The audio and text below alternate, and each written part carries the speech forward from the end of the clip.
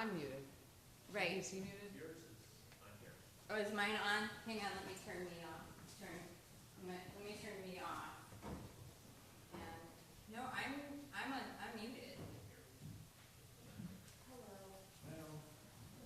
Let's see. Okay, see if you guys, turn your mic on and see if we get that terrible echo again. No. Okay, wait a minute. Okay, try it now. Try talking? Yeah. I can hear you, but with quite an echo in the background. Okay, he's hearing a big echo. You sound fine.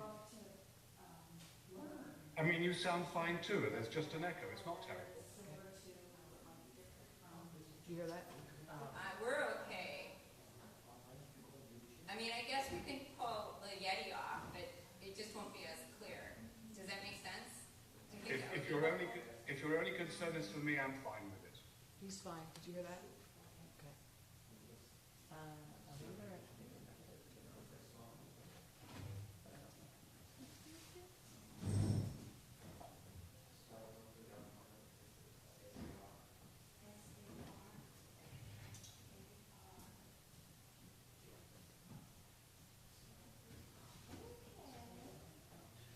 Well, are you going to be sitting here for your discussion? I can move. No, I will be there, and only the mom. Guys, we also have a problem for Just getting listen, onto this Okay, thank you. camera. It wants a password that we don't have, or that I don't know if we have. That one is gonna have to come from Tim, and you're gonna have to call him. Yeah, that should be right. So then he's asking. No, he had it set up that we didn't have to have it. And then he had us reboot everything, and now it doesn't work. It didn't work yesterday, they had to come in and fix it. They had Brian come in and fix it for us in the middle. So, but Brian was on the phone with him. And he got the IP address and the password. Right, and nobody's put it in here to save it, so that's part of the problem. Okay, can you go over there and just stand in front of the Yeah, hallway? are we gonna turn on so we can see? Anna needs to go down to the podium. Oh, she is, okay. And it has to be turned on from here, it's turned on automatic. Okay, it turns the camera on, but we actually control the camera. And if we don't know, and what happens is that we don't know, we won't be able to control it. But we need to have him projected for starters. Right, that was just because of the email being shown. Huh? No, give us a couple minutes. Well, go ahead and ring it and let him come in. Okay. Okay, David, you're up on the screen. Okay, thank you. We're just fiddling with the streaming to off-island part of the presentation. Can you do me a favor? Because I'm not Zoom literate. Can you please take mine off of the screen? And you can leave that, and just, you can do the dual where where we see on the screen Anandita talking and him talking, and whoever too is talking, so he can see it and we can see him. Or I can go change the view if you want to see. That or Yeah, I think it's better. So can somebody remind me of the format of the flow? CJ's coming up. All right, so Rabbi, what we're going to do today is Anandita's going to start talking, and she's going to give like a 20-minute presentation about what her book's about. And then after she's done, I'm not quite too sure if you're talking first or if the Swami's talking first. Do you know who's talking first? I think it'll So make sense you'll to talk start. first then. So then Really? you're responding to the book. No, it will be like this. First I will talk about. Well, come here and tell him. And then David Don't Rosen. Dan, you think the Swami should be first? Well, they're saying you're next. So you're second, and then the Swami is last. Is that okay? If that's what she wants, I'm her servant. Okay, great. Thank you. And So you'll come in then, and then what we'll do is you'll be able to see them. I'm going to turn, so you can turn, when Anandita's up, you can turn your camera off. And then when she's done, you can turn your camera on, and I'll turn her camera off. And then you can listen, and then the Swami will talk, because he'll be right here. I'll make sure he's on, and then when we're done, I don't know if there's any question and answers, but we'll make sure we take that too, okay? Okay, We'll so figure when that out. Anandita finishes, will she turn to me? Do I need to turn to the Swami? How do you want to transition? I think you're gonna do you want David to introduce the Swami, or are you gonna come back up and introduce the Swami? No, you introduce everybody. Oh, I get to introduce all of you guys. Okay, great. I'm so excited. Okay, so I'll do that. So that will be how we'll transition. So you'll know we'll know what's happening. I'll actually, what I'll do is after Anandita's done, I'll talk. I will introduce you, and then after you're done, and then I'll be introduced. So, okay, does that make sense? Very good. All right, great.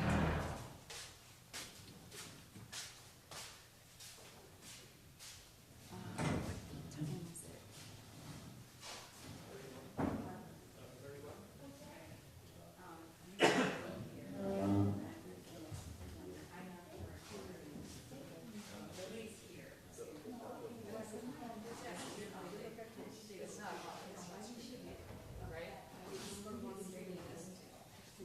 But is it, oh, no. Okay, so it's not streaming yet, that's been. No, it is. I see. Okay. You don't have to watch it. Okay, I'm a bit on it. I don't know where we are.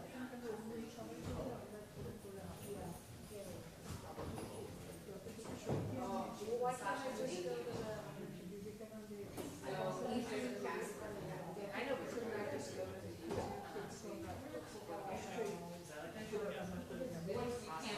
Once you're doing this.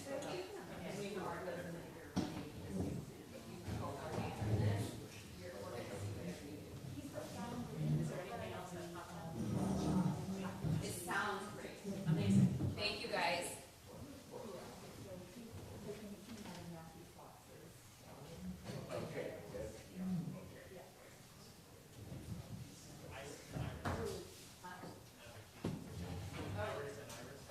great.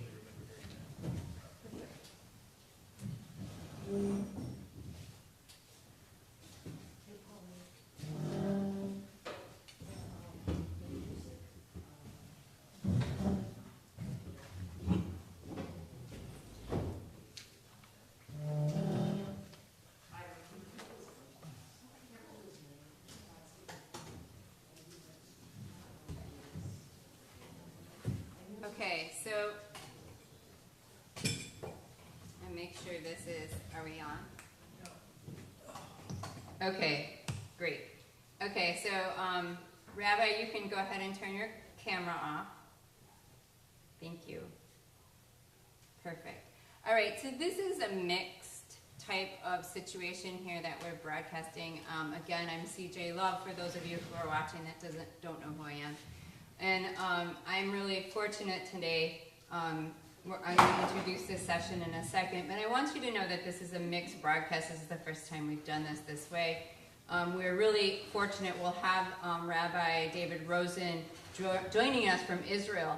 So in order to do that, half of this is being Zoomed, and half of this is going to be played, we have the speakers here live. So this is a first for us, so everyone who is watching through the YouTube link. And we'll try to do our very best to make sure that you have the best pictures that we can give you through that. So without any further ado, I am going to introduce to you this book talk today. And the book talk is about cross-cultural conversations, a new way of learning. Now this is Anandita's book, which she so eloquently told us about on Sunday night, cross-cultural conversations. And this is a book talk. So today we will have 3 speakers. Ann and Dita is going to open our talk up. Then we will have Rabbi Rosen, and then we were going to have the Swami come up and have a conversation, finishing up our conversation today. So Ann and Dita is engaged in research in the consciousness studies and is the founder of the Forum of CCC, or Cross-Cultural Conversation. I will.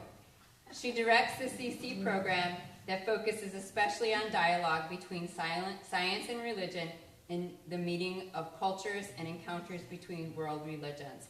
So without too much introduction, I am going to present to you. I'm really excited to have Ann and Dita come up and address us. Thank you.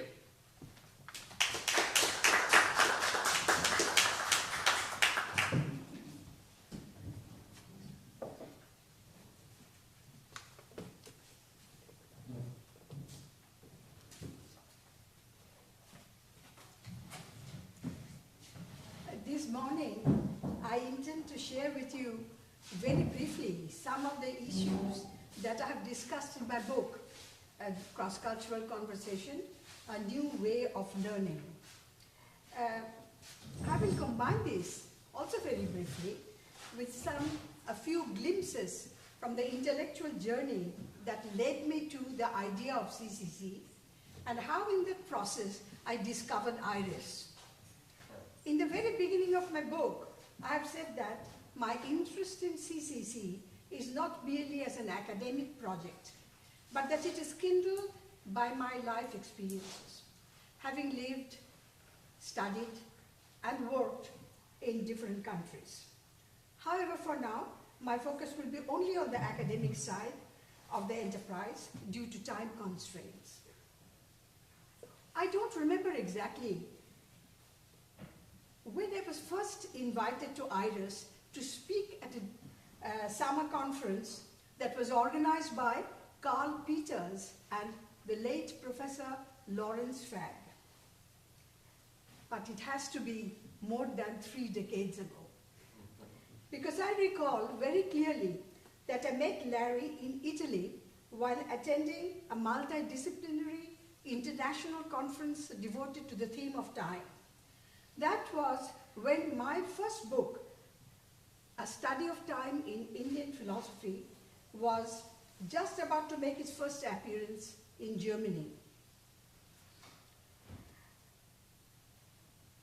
When I tell you this very briefly, you will automatically see what it has to do with cross-cultural conversation eventually. Because in my presentation, I said that no major philosophical tradition has only just one view about time, but several. And that holds true also in the case of the history of Indian philosophy. I described to the audience a few of the conceptual models and their philosophical implications, but also further observed that it is commonplace not to come across any mention of this variety of views and their implications in relevant literature where attempts are made to situate thought traditions in a global framework, be that in the history of ideas, in theology, or in culture studies, and instead encounter the stereotypical representation that the Indo-Hellenic conceptual world was dominated by a view of cyclic time as opposed to the Judeo-Christian understanding of linear time.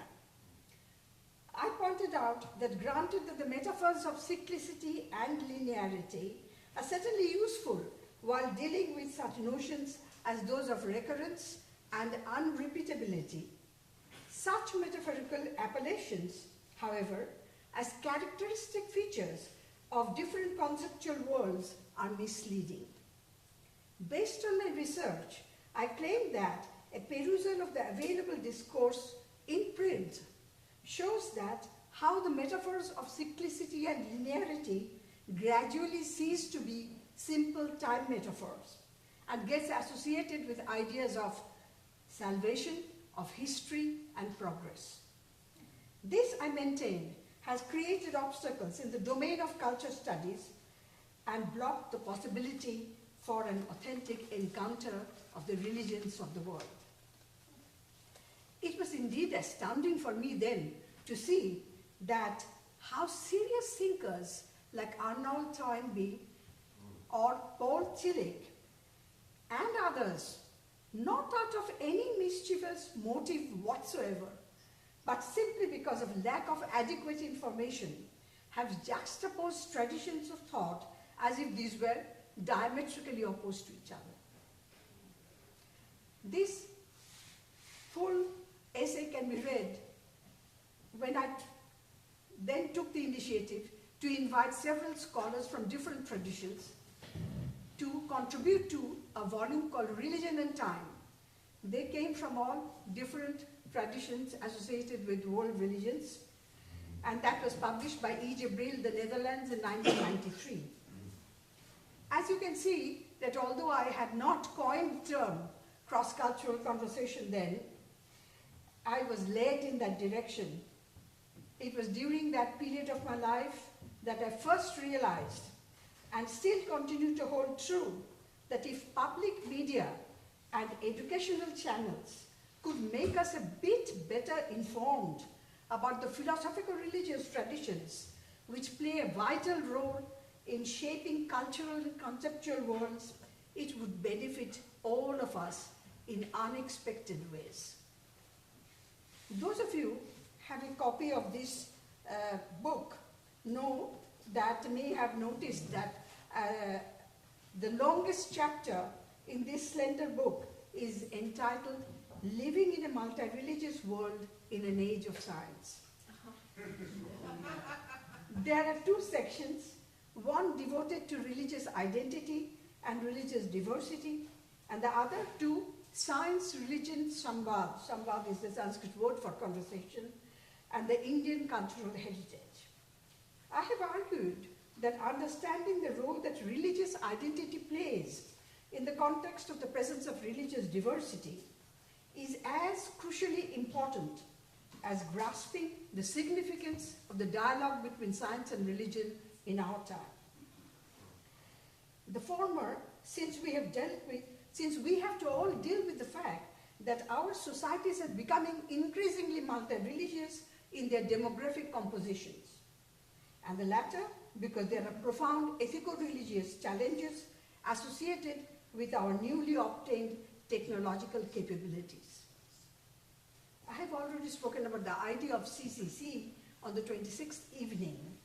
The introductory part of this book and the chapter 1 deals with this idea in great detail.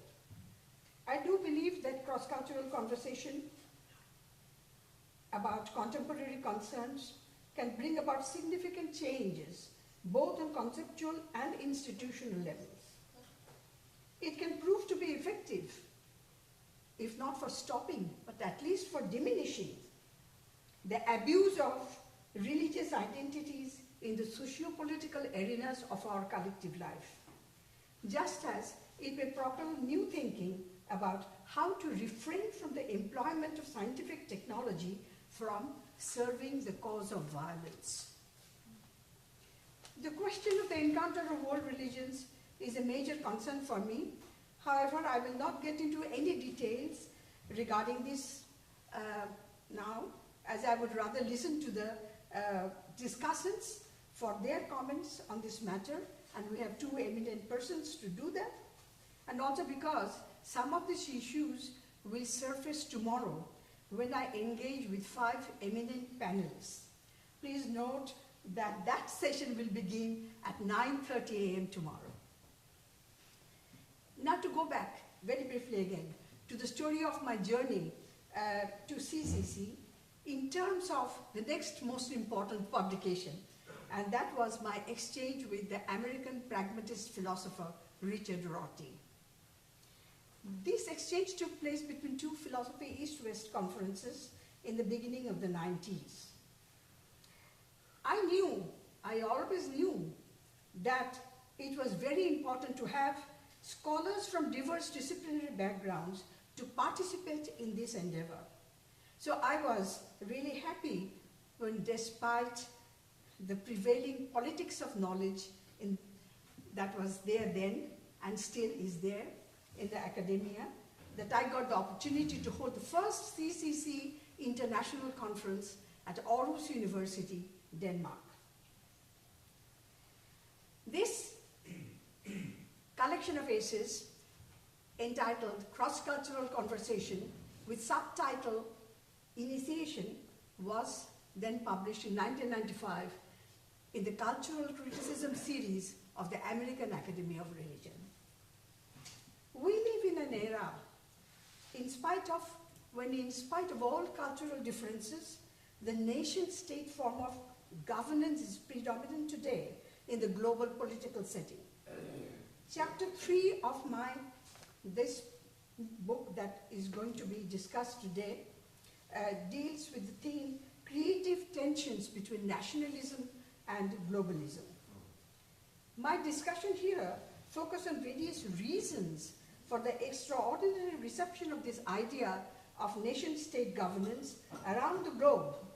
As an idea, it is not more than 300 years old, as well as the limitations of this paradigm for achieving global peace.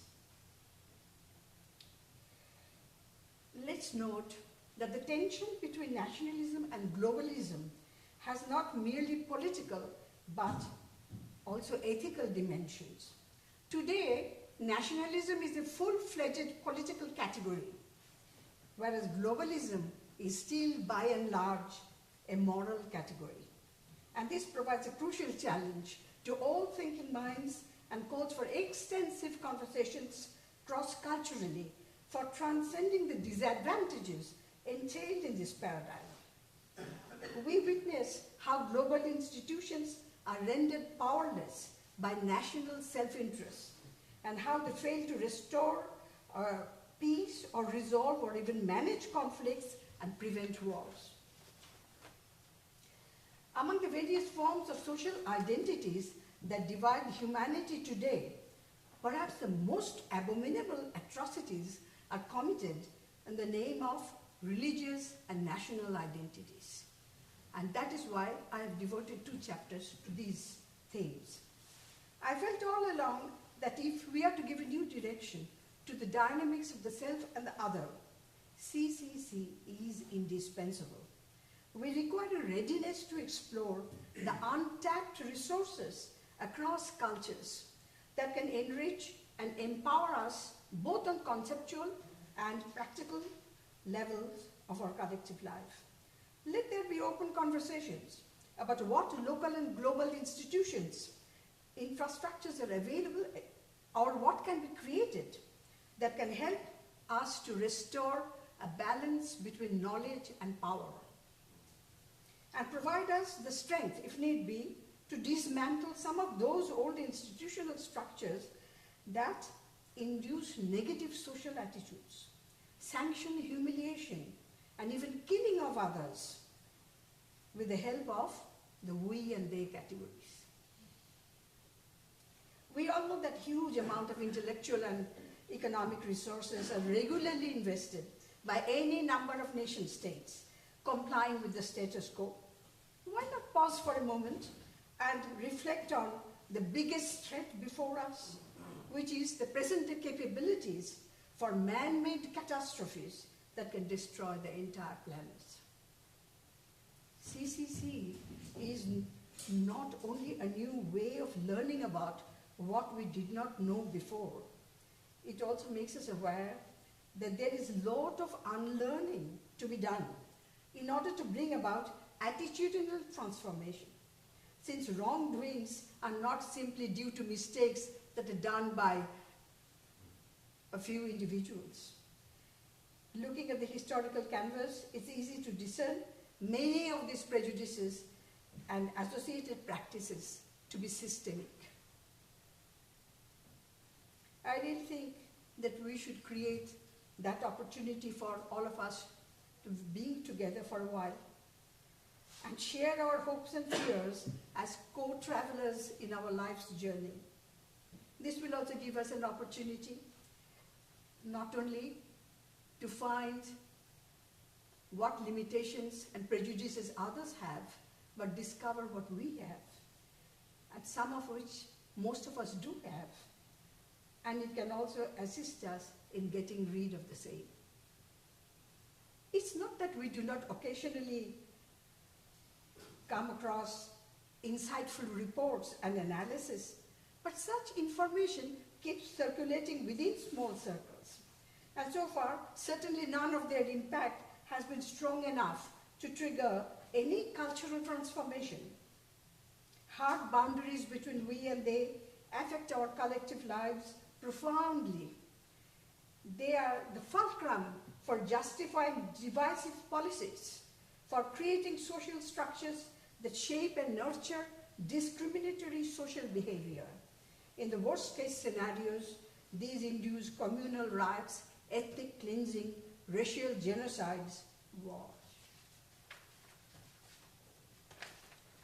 Chapter 2 of the book deals with the idea of how do we proceed with the quest for a larger identity.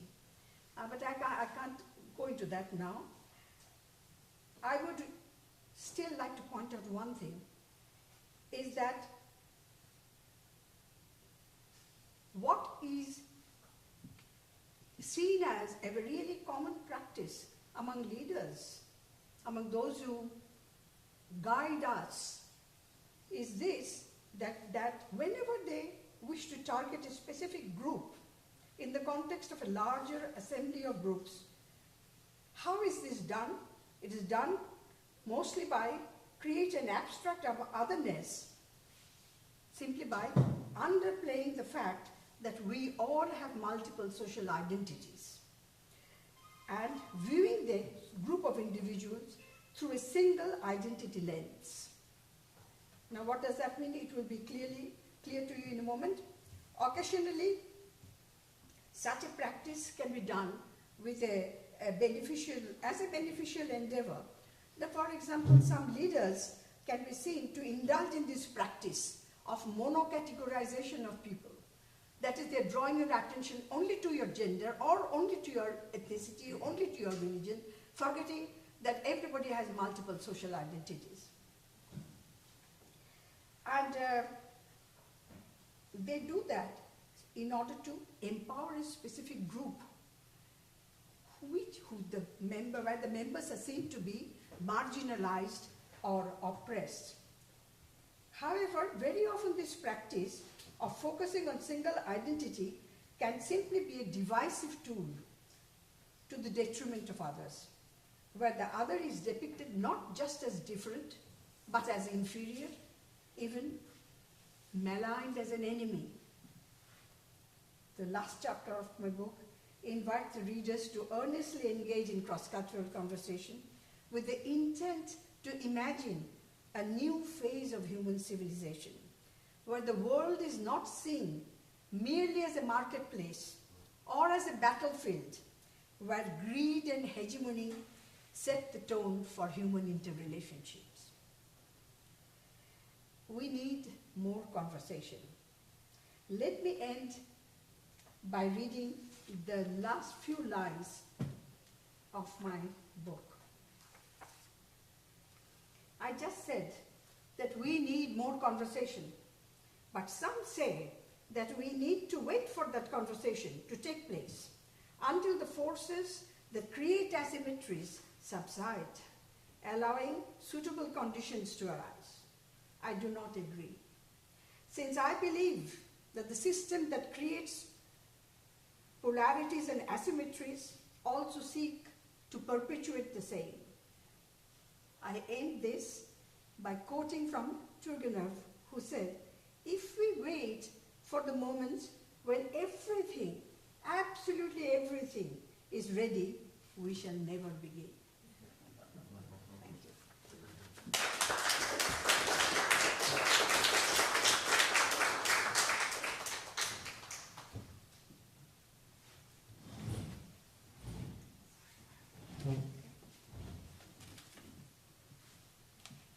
So it is my pleasure to be able to introduce to you Rabbi David Rosen.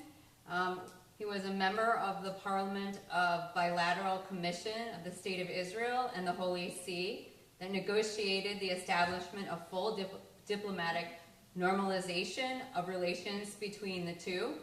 He has also been an advisory in the Committee of World Congress of Imams and Rabbis and of the World Economic Forum, C100.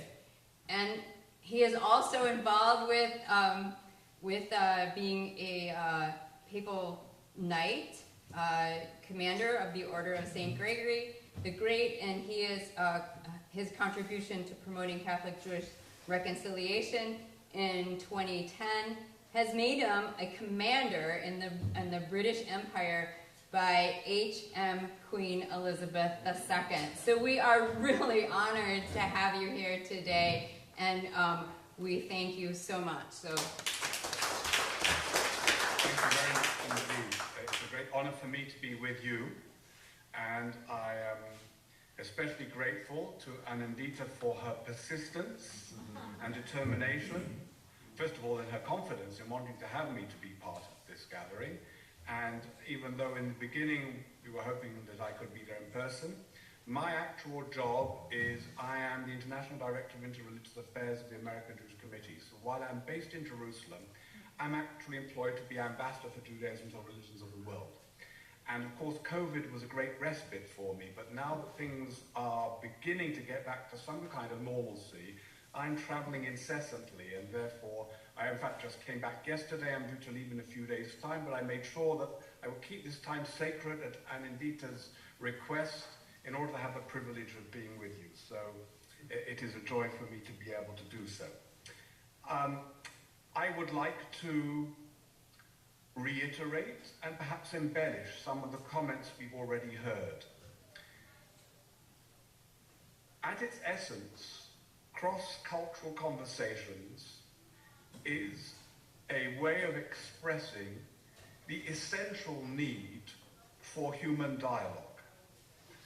And dialogue, I'm always reminded of the joke that is based upon a misunderstanding of the word. The joke says monologue is one person speaking to himself and dialogue are two people speaking to themselves. But of course, dialogue does not come from the Latin, it comes from the Greek. So it's dialogos, it's through conversation that we want. And this is the point, I think. It is through conversation at the deepest level that we are able to create the kind of society we want. It is conversation, and especially when we reach out beyond the confines of our own particularity, that enable us to create a broader community, and communities into even wider communities. I'll elaborate upon that a little bit more, but allow me to give you my personal story. Before I started to work for AJC, before I came to live in Israel, I was Chief Rabbi of Ireland. Before that, I'd been Rabbi of Cape Town, the largest congregation there, before I was expelled by the apartheid regime. During the time that I was there, it was obviously very important for me, born out of my own faith tradition, my own religious tradition, not only to be engaged in the struggle against an iniquitous system, but also to be seen that my tradition cares about rectifying iniquity and injustice, and to involve my community in that process accordingly. This was the beginning of my journey, whether you want to call it an interreligious dialogue or cross-cultural conversations, it amounts to the same. And as I sought out people from different communities to be able to be engaged in a multi-religious engagement to promote contact, in other words, against separation, against isolation of one community from another, but to facilitate communication and knowledge and engagement with one another, I was astounded to discover how ignorant people from other religions were. In my naivety as a very young rabbi, I assumed that Christianity, which is rooted in Judaism, would mean that Christian pastors and bishops would at least have a basic knowledge of Judaism. But I was astounded to discover not only were they amazingly ignorant, but they had all kinds of stereotypical misconceptions, prejudices, and that I was quite horrified to discover. They were nice people, but they were victims of their own unfamiliarity with my own heritage and particular tradition. And I found that, of course, with regards to the Muslims that I was being engaged in, they often tended to be consumed in their perception of Jews through the perspective of the conflict in the Middle East, in which very often Israel was seen as the personification of Western, imperialist, even Christian conflict with the Arab-Muslim world. But they didn't seem to know anything about who I really was or what my tradition was. So I realized it was enormously important, if I wanted to combat prejudice and bigotry, to be engaged with these people. But as I engaged in this process, I realized that while they were ignorant about me, I was pretty ignorant about them too. And I had all kinds of misconceptions myself. And if I wanted to be understood, I needed to understand. So it became clear to me that engaging people from a different religious tradition, heritage, and indeed, it's very important, I'll come back to this in a moment, to use the word culture, was critical for being able to ensure a healthier society, and especially to combat iniquitous separation of people on an evil ideological basis. But I also discovered, and it's no surprise, I imagine, to all of you, but I confess to my shame that it was to me, that the profoundest values that I espoused were shared by all these people. And not only within this interfaith forum of the Council of Christians, Muslims, and Jews that we shared, but also as I discovered other communities, especially Indian communities, representatives therefore coming from the Dharma world, and whose fundamental values I affirmed. And I realized that if we didn't work together, if I didn't seek to work together with them for social justice, for the dignity of all human persons, regardless of race, color, creed, or gender, then I was in fact betraying those values that I espoused. So I had a responsibility to work together with them. But there was something else, and that's part of the importance, I think, of the cross-cultural conversations, not only in combating bigotry and prejudice, not only in promoting the possibility for collaboration, for ethical, moral, human flourishing, but also I discovered enormous enrichment. And I discovered something that is, I think, at the very heart of Anne and Dieter's wonderful book. And that is that if we don't engage in cross-cultural conversations, not only do we betray humanity, not only do we fail to ensure a greater human flourishing, we fail ourselves.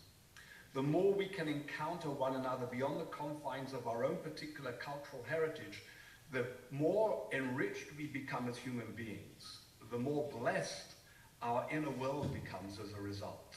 So I think that just in ethical terms, in terms of the human condition, cross-cultural conversations are an essential imperative. Allow me to follow on one of Anindita's central themes and to perhaps embellish a little bit. And that is the whole question of human identity. There tends to be a very simplistic representation or misrepresentation of this within our world.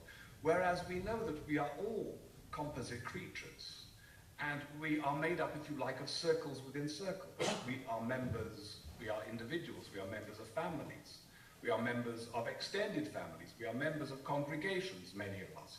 We are members of communities in some form or another, and then we are members of nations.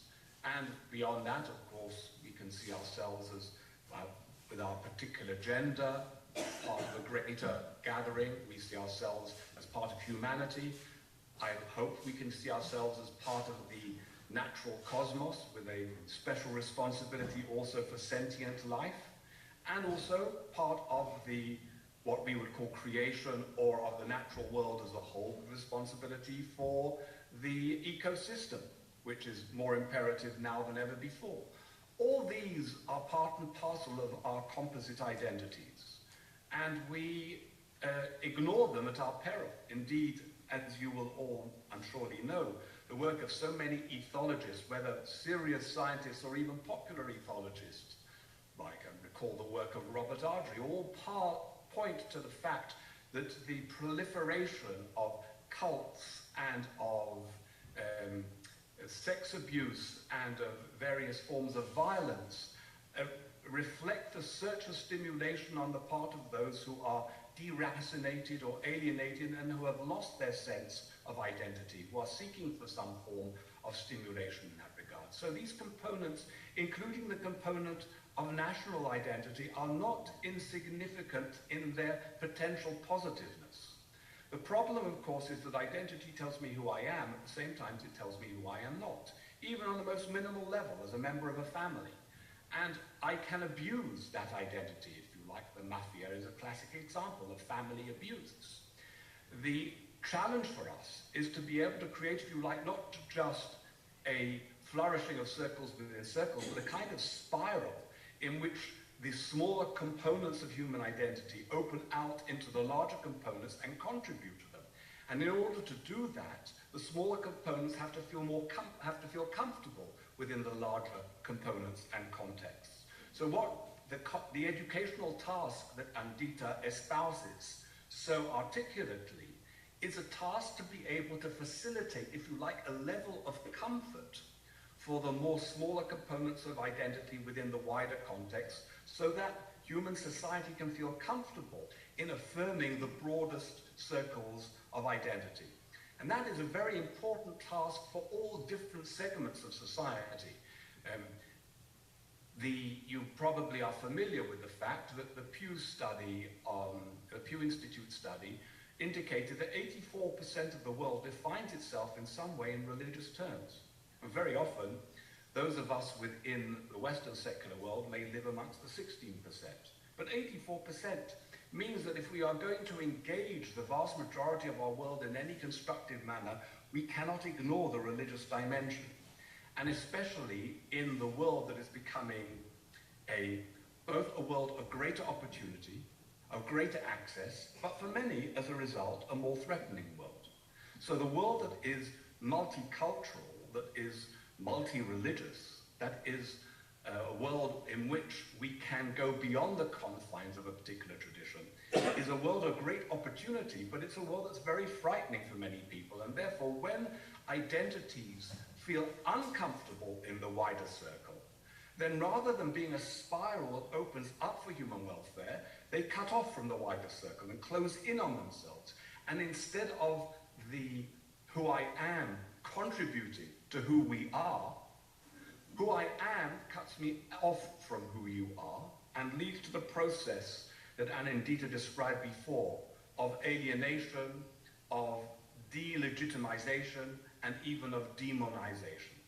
So, and religion often gets caught up in that because religion is bound up with human identity, because religion seeks to give meaning to our understanding of who we are as individuals, as members of communities, as families, as peoples, as humanity. When a particular segment of identity is threatened, then it becomes very often chronic in terms of its manifestation. To eliminate identity is not only futile, it's not desirable, because, as I said, these are the building blocks of our personal and wider welfare. The challenge is how to ensure that these components are constructive contributors to the wider society, and that is our challenge. And it's a challenge in which religion has a particular role to play, even in terms of its structure, aside from its values. And this is, of course, what both makes it so potent and what makes it also so challenging in many different ways. I think the use of the word culture is really important.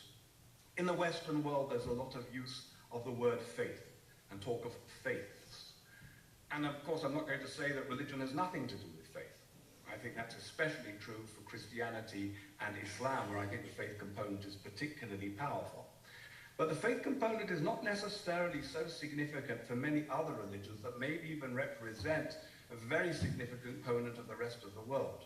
We would do well to bear in mind Douglas Marshall's use of the terms belief, behavior, and belonging when we talk about religion, and different religions being different components and combinations of this. I think the term culture is a much more useful term, as it is much more encompassing, does not need to get us into the narrow confines of doctrine and more specific ideologies, and highlights the intertwining of these different aspects of behavior and even of beliefs, and certainly of belonging, within a broader cultural context. And within this understanding, I think, enables us to appreciate that religions are wisdom resources of broader cultures, and that we it's akrasia, to use Socrates' term, cutting off our nose to spite our face, to ignore the enormous resources, wisdom and insights that different cultures can offer us. And this is not just a social value, this is of course practical value for science and for society. To become religiously literate or culturally literate offers you access to societies where the gifts that you may want to bring through the blessings of science may not be so accessible, just as if you don't speak a language. Indeed, culture is a language, and therefore it's so appropriate to use the term cross-cultural conversations. We've seen during the COVID-19 epidemic how critically important it is for religion and science to collaborate, not only because one is dealing with the what and maybe the other dealing with the why, but because it's also the delivery systems. I'm one of the presidents of Religions for Peace, which is the largest world interfaith body. And we already, during the AIDS epidemic, were the recipients of an enormous grant from the Gates Foundation to deal with AIDS orphans. Why? Because religion was a delivery system. This was the access through the mosques, through the churches, through the temples. But it's not only a question of delivery, it's also a question of ethical support. So especially with the need for vaccinations and to counteract disinformation and misinformation, the need for the cooperation between science and religion perhaps was more dramatically demonstrated in the course of these years than ever before. Beyond that, of course, is the broader aspect of human well-being. I'm sure most of you here will be much more familiar than I am with the Human Flourishing Program at Harvard University that's led by Professor Vanderweel. And the studies there that also, particularly perhaps the work building on Case and Deaton's reference to the deaths from despair and the need to be able to give people a sense of purpose, meaning and engagement in their life. This is such a critical area of combination. In some ways it even goes back to William James's perception of the aspect of the will to believe, and maybe studies like the Pygmalion effect that show how important perceptions, aspirations, and values are in actually determining our physical well-being and our social contribution. So there are, I think that the cross-cultural conversations highlights all these different aspects. It highlights why it is so important for us to move beyond the confines of our own particular culture and context, for the enrichment that comes beyond, for the importance we can make to a broader society, and not least of all, how we can combat the abuse of religion through the misuse of power, as Anindita said it and described it, through a sense of threat that I sought to describe, enabling people who work in the field to have tools to engage the other. I'm often horrified to discover how much people working in the development field or even in conflict resolution do not understand who they are dealing with. And obviously that is akrasia, that is undermining your capacity to be able to deliver. And it's undermining the capacity to be able to resolve conflict, to promote reconciliation, and to advance humanity in a direction that I'm sure all of us seek and aspire for. Thank you.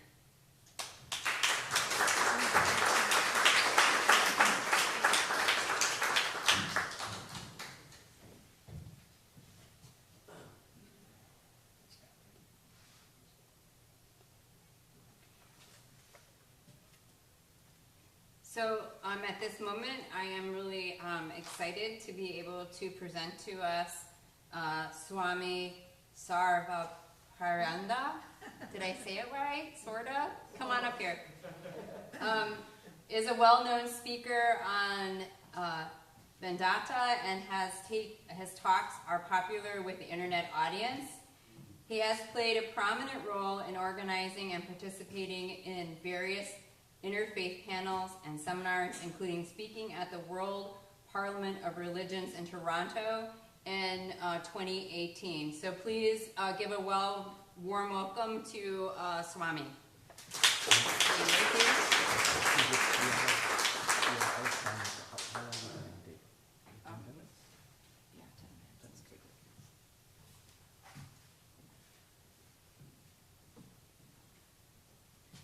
Thank you, CJ.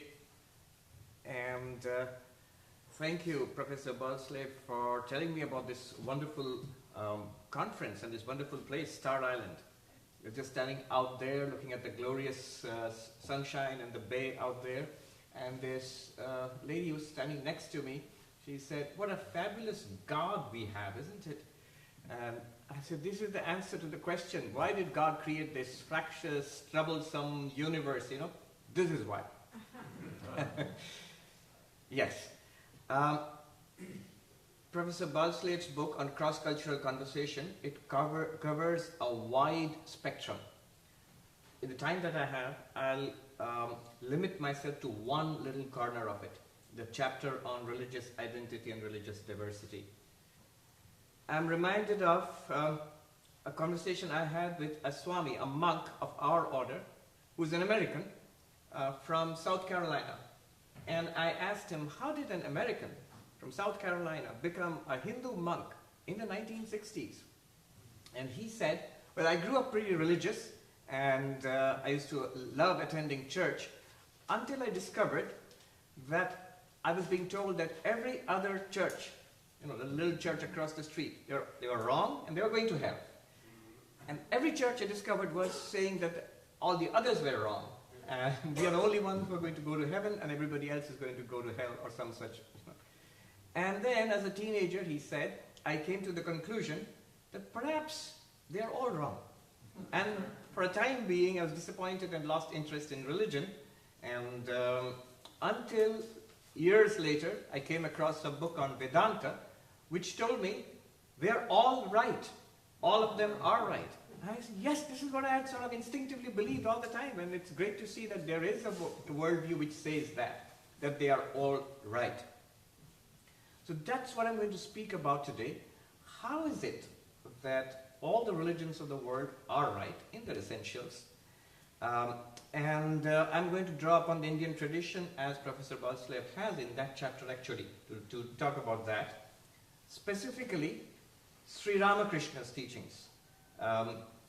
He was probably the most important figure in Hinduism in the late 19th century. And he is well known for his teachings on the harmony of religions. So that's what I'm going to talk about, that particular corner of cross-cultural conversation. It's important because it has a very long history in India, going back nearly 5,000 years.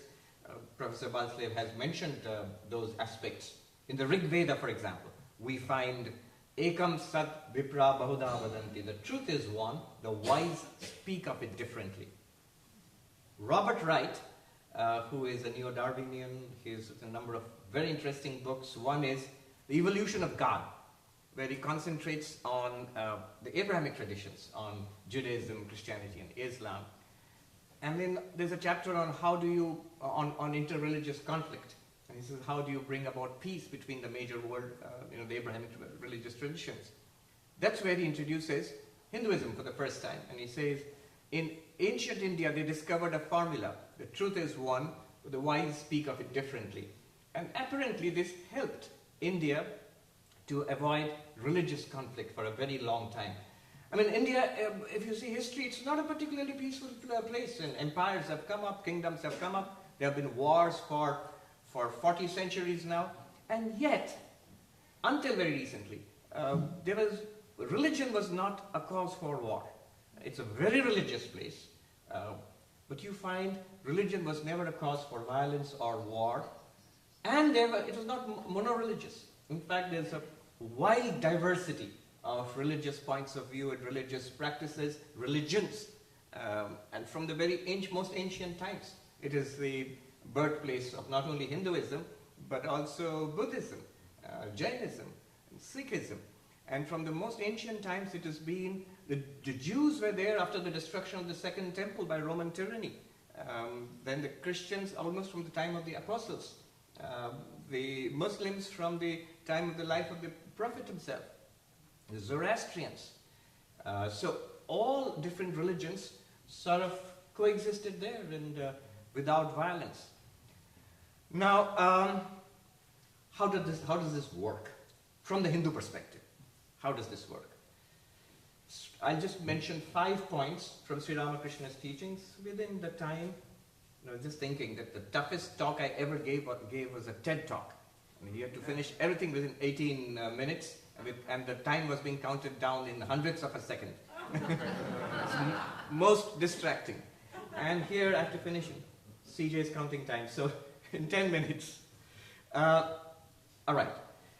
So 5 points which will set out the strategy, the paradigm which enables multiple religions to be treated at par and they are all right. And the beauty of this is Sri Ramakrishna loved teaching in parables. So at the end of this thing, if you take away anything at all, those parables will stick to our minds.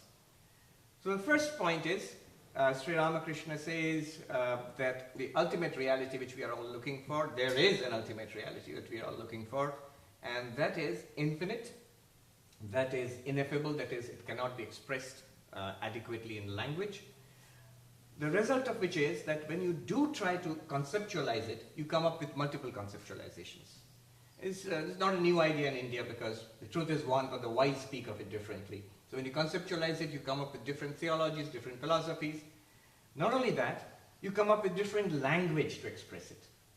So Sri Ramakrishna gives this example of an ant which discovers a hill of sugar.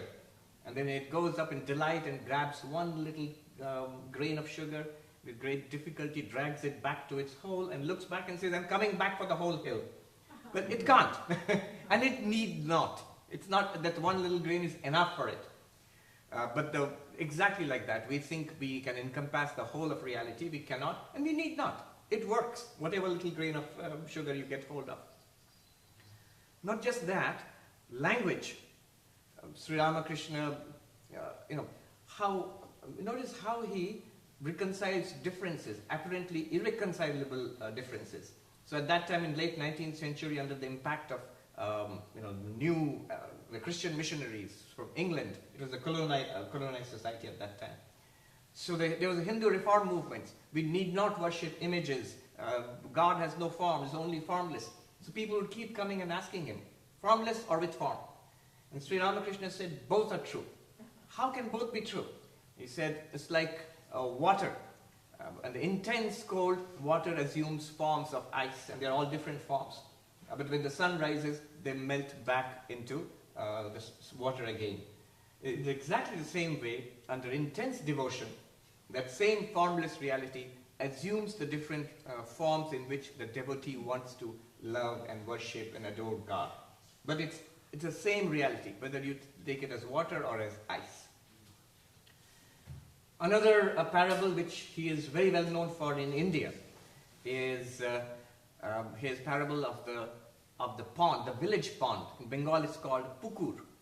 And so people of different communities go to that pond to collect water. And he says the Hindus call it jal, which is the Bengali word for water. The Muslims call it pani. And the Englishmen call it water. But they are all referring to the same reality.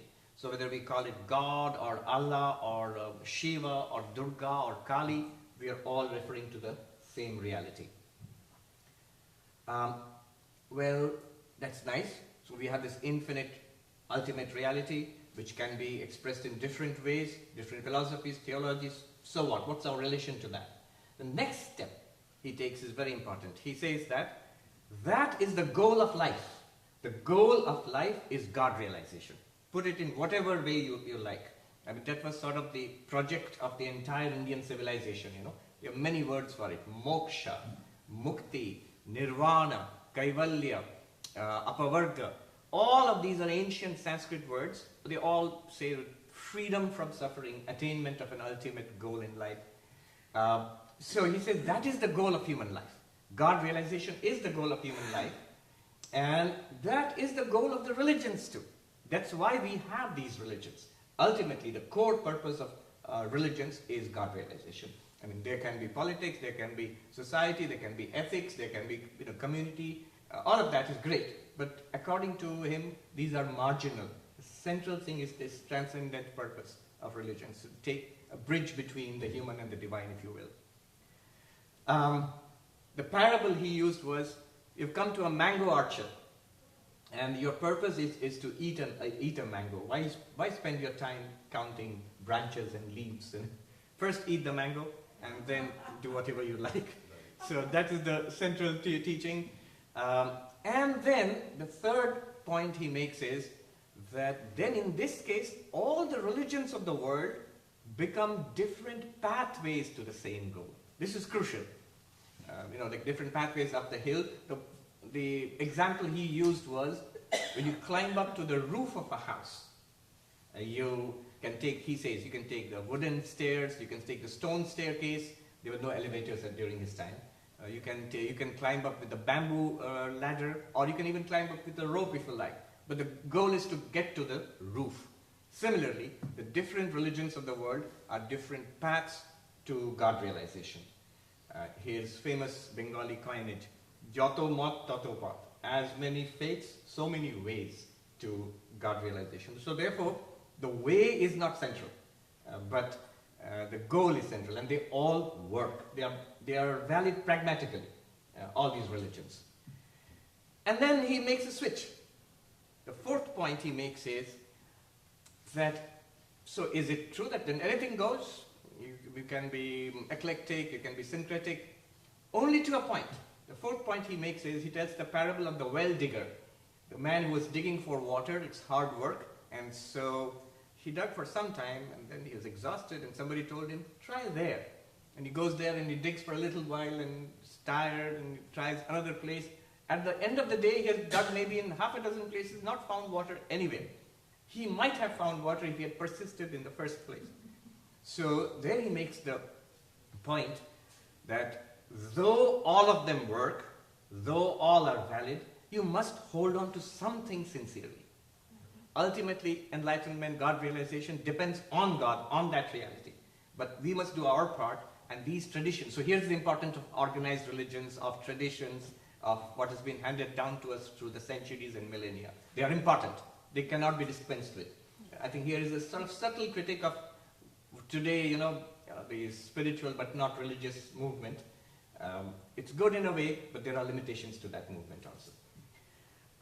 So in Sanskrit, this is called Ishta-Nishta, a dedication to a particular ideal. It could be, Hinduism itself presents a wide range of such ideals. You can dedication to any one of them. By the way, there is a huge, sophisticated philosophical framework behind it. Professor Balslev has mentioned three of the most prominent frameworks. The Advaita Vedanta, which is my home tradition, where you achieve this thing, this harmony, by using the two layers of truth. An absolute truth, which is ultimate reality, and the relative truth, where all religions, including all of Hinduism, also comes in there, which is helpful to go to that absolute truth. Or by the Madhyamaka Buddhist tradition, she mentions the emptiness tradition of Buddhism, which is developed in India and now much further developed in Tibet, where by a dialectic criticism of all paths, Shunyata Sarvadrishtinam, the emptiness of all views. So none of those views are absolute truths in themselves. Or the Jaina path of Anekantavada, that the ultimate reality has many infinite aspects. So in some way, each approach is correct. Professor Ruparel yesterday, he beautifully pointed this out. So, and the last point that Sri Ramakrishna makes is that respect. You have your own particular path, but respect to all the teachings and the teachers and the scriptures and traditions of the major world religions as you would respect your own, because they are cousins. They are different reflections of the same tradition. He would caution against damaging or hurting somebody else's religious sensibilities. So if the goal is spiritual development, spiritual growth, you harm spiritual growth by criticizing, I have a better view, a better practice, a better philosophy, so abandon yours and come to my path. No, you're actually damaging that person, you're hurting that person. Bhav nashto korte nahi in Bengali. Don't damage the spiritual attitudes of others. So, okay, these five, and they are at the basis of this teaching of religious harmony, I think, which forms a crucial component of cross-cultural conversation. Well, thank you.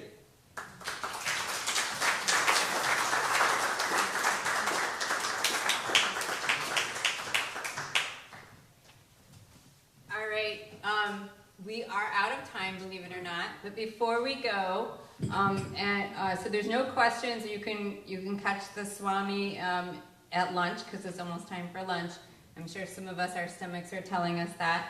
But before we go, I want to make two kind of announcements to make sure we don't forget. If you are joining choir, there's choir practice. It will be outside today because it's nice. So it's over by Marshman. That is over like where we had happy hour the first night, over there outside. And the next thing is everybody needs to come to the stairs at 1:30 in order to get our group picture. Our boat is coming in with those conferencees, people, our shoalers, who haven't been able to join us yet because of the storm yesterday.